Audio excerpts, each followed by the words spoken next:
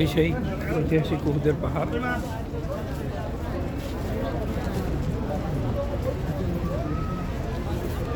দেখেন কি পরিমাণ লোকজন সমাগম হয়েছে। এখানে মক্কার কুরাইশদের সাথে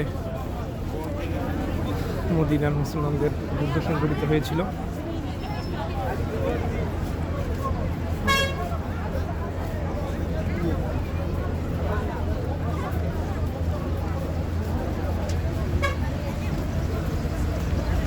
এখানে রাসূল ইসলামের বদ্ধ মোবারক শহীদ হয়েছিল এবং ৭০ জন সাহাবী শহীদ হয়েছিলেন। যুদ্ধের শুরুতে রাসূল ইসলাম নির্দেশনা দিয়েছিলেন যুদ্ধে জয় পরাজয় যাই কিছু হোক, তীরন্দাজ বাহিনী যাতে স্থান ত্যাগ না করে, পাহাড়ের ওই জায়গাতে থাকে।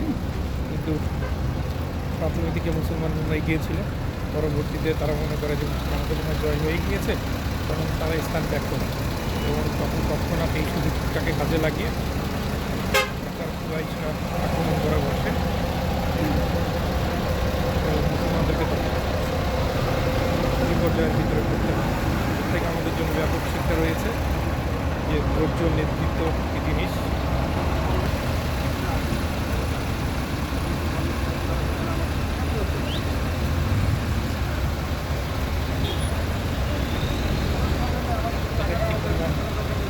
সামনে একটি কবরস্থান আছে, এক্স্যাক্টলি নাম মেনশন করা নেই কোনটা কার কবর।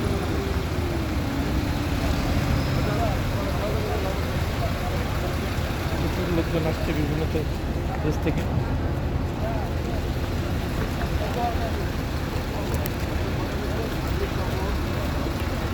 এই সময় উহুদের যুদ্ধে মোস্ট প্রবাবলি মক্কার কুরাইশ ছিল ৩,০০০ জন, মদিনার মুসলমানরা ছিলেন ৭০০ জন।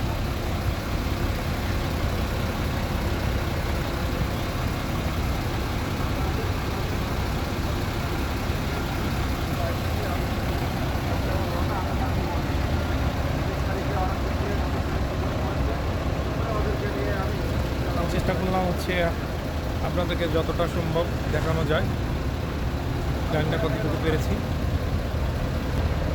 সকলকে ধন্যবাদ সাথে থাকার জন্য, ওদের প্রান্ত থেকে সকলকে ধন্যবাদ। আসসালামু আলাইকুম ওয়া রাহমাতুল্লাহি ওয়া বারাকাতুহু।